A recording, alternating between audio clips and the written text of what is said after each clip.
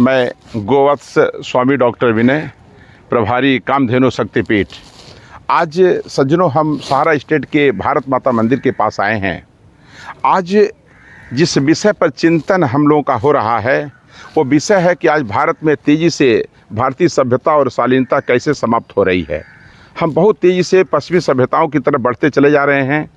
और इस विषय पर जब गहन अध्ययन किया गया तो ये पाया गया कि भारत जैसे आध्यात्मिक देश में आज भी गाय की हत्या हो रही है। हमारी गौ माता पीड़ित हैं। इसलिए सज्जनों, यह विचार किया गया अपने धर्मशास्त्रों के हिसाब से। आप चाहे श्री राम का उदाहरण लीजिए, चाहे भगवान कृष्ण का उदाहरण लीजिए, हर समय आप देखेंगे जहाँ गाय की हत्या हो रही है, जहाँ गौ माता पीड़ित हैं, वहाँ पर तमाम तरह की समस्याएं, तमाम तरह की आपदाएं आती रहती हैं। इसलिए अगर भारत को अपने अतीत का गौरव प्राप्त करना है, भारत एक बार पुनः परम वैभव तक पहुंचना चाहता है, तो भारत के लोगों से, जिम्मेदार लोगों से कहना चाहूँगा कि भारत में जितना जल्दी हो सके भारत से गौ हत्या को समाप्त कर दिया जाए। भारत में गाय का जो खून बह रहा है वह खून बहना बंद किया जाए, नहीं तो भारत की दशा काफ़ी खराब हो जाएगी और हम कहीं न कहीं तमाम सारे देशों के सामने नतमस्तक ही बने रहेंगे। इसलिए एक बार पुनः कहना चाहता हूं कि अगर भारत को आप चाहते हैं कि भारत विश्व गुरु बने, भारत सोने की चिड़िया बने, भारत अपने परम वैभव को प्राप्त करे, तो हमें गौ माता को सम्मान देना होगा।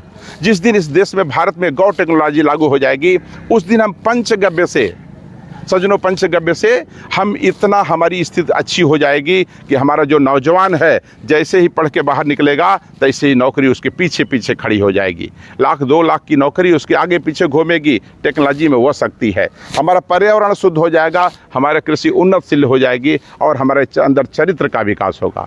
इसलिए भारत की दशा को ठीक करने के लिए मैं भारत के नौजवानों से आग्रह करना चाहता हूँ, उनको आह्वान करता हूँ नौजवानों से कि हे नौजवानों, यह भारत का भार, भारत की व्यवस्था आज तुम्हारे कंधे पर है। इसलिए एक लाइन कहते हुए नौजवानों से कि हे नौजवानों, आपको करना क्या होगा।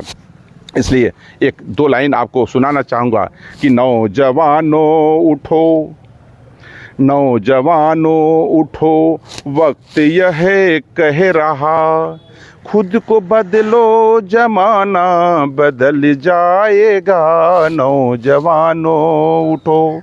इसलिए आज हम भारत के नौजवानों से कहना चाहता हूं, यदि आप इस बात से सहमत हो जाएंगे तो आपकी दशा सुधर जाएगी। नहीं तो आप विदेशों में अभी देखे हैं कि अमेरिका से तमाम सारे लोग आए, हाथ में हथकड़ी लगा करके उनको भारत में भेजा गया। भारत की ये व्यवस्था हो जाएगी। इसलिए भारत को अच्छा बनाने के लिए, भारत को एक बार पुनः विश्व गुरु बनाने के लिए आप गौ टेक्नोलॉजी को लागू कराने में मेरा सहयोग करें। आपकी बेरोजगारी समाप्त होगी, आपका जो चारित्रिक विकास होगा और भारत अपना एक गौरवशाली इतिहास को प्राप्त करेगा, जिसकी कल्पना विवेकानंद ने किया था, भगवान कृष्ण ने किया था, मर्यादा पुरुषोत्तम श्री राम ने किया था। बहुत बहुत धन्यवाद। वंदे मातरम। जय हिंद, जय भारत, जय गौ माता।